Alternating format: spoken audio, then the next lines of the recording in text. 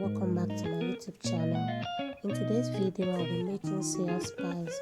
All I need is kulikuli, chili pepper, ginger powder, garlic powder, onion powder, which is optional, seasoning cube, and salt. I'll put my kulikuli in the blender, then add in the pepper and the seasoning cube and grind smooth.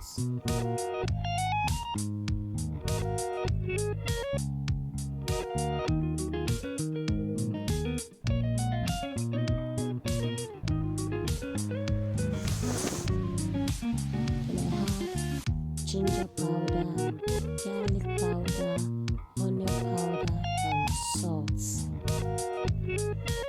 and grind together. Like I said earlier, the onion powder is optional. You can always adjust the ingredients to your taste. Like I wanted mine to be spicy, so I used a lot of chili pepper. So you can reduce yours if you don't like too much of pepper. And my soya spice is ready. All the ingredients I used will be in the description box. Please like, share my